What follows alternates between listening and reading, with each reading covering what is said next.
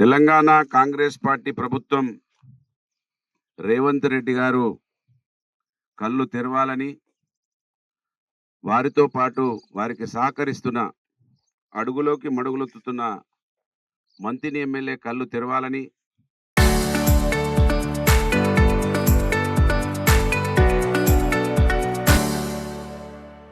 మంథని నడి గోదావరిలో ఉండి వాళ్ళ కనువిప్పు కావాలని ఇక నుంచి తెలియజేస్తా ఉన్నాం. ఎందుకంటే ఈసారి వర్షాలు కురవవు, వర్షాలు తక్కువ ఉంటాయి, ఎలినో వస్తా ఉన్నది అని సంవత్సరం క్రితం నుండే చెప్పినప్పటికీ మేడిగడ్డ బ్యారాజును 2 పిల్లర్లను పునరుద్ధరించకపోవడం వలన మనం జూలైలోకి ఎంటర్ అవుతా ఉన్నాం 2 రోజులలో. అయినా కూడా ఇవాళ గోదావరి ఎడారిని తరపించే విధంగా అక్కడనో ఇక్కడనో కుంటలలో ఇక్కడ చెలిమెలు తవ్వితే ఉన్నాయి తప్ప నీళ్లు గోదావరిలో ఎక్కడ కూడా నీళ్లు లేవనేది మనకు స్పష్టంగా కనబడతా ఉన్నది. వీళ్ళు 33 రకాల సన్నాలను 7 రకాలకు తీసుకొచ్చి ఆ 7 రకాలు కూడా పండకుండా, అసలు వడ్లే పండకుండా కక్ష కట్టినట్టుగా మనకు కనబడతా ఉన్నది.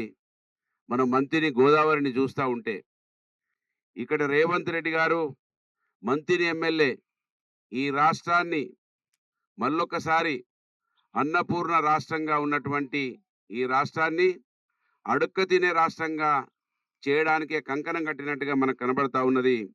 చూడండి, మేడిగడ్డ దగ్గర ఎంత నీళ్లు పోతాయి. ఇవాళ కూడా రోజుకు 10,000 క్యూసెక్కుల నీళ్లు పోతా ఉన్నాయి.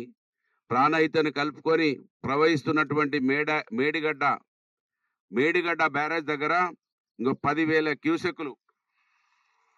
అంటే తెలిసినా కూడా ఈసారి వర్షాలు పడయని వాళ్లకు వాతావరణ కేంద్రం చెప్పినా కూడా కాళేశ్వరం బ్యారేజ్ను పునరుద్ధరిస్తే కేసీఆర్కు పేరు వస్తుందని వేల ఎకరాల పంటను ఎండబెడతా ఉన్నారు, లక్షల ఎకరాల పంటను ఎండబెడతా ఉన్నారు. ఈ ప్రాంతంలో తాగునీటి కూడా కష్టం ఇప్పటికీ వచ్చినట్టుగా పేపర్లలో కూడా రాస్తా ఉన్నారు. అయినా వాళ్ళ మంత్రి ఎమ్మెల్యే రేవంత్ రెడ్డి ఇద్దరు కలిసి కాళేశ్వరం బ్యారేజ్ను కళ్ళల్లో పెట్టుకొని ఇంత పెద్ద సమాజాన్ని ధ్వంసం చేస్తా ఉన్నారు. నేను అడుగుతున్న రేవంత్ రెడ్డిని, ఇప్పటికైనా 3 ఏళ్లకు దగ్గరికి వస్తూ ఉన్నది, ఇంకెన్ని రోజులు దీని మీద బతుకుతారు? కాళేశ్వరం పేరుతోటి ఎన్ని రోజులు బతుకుతారు?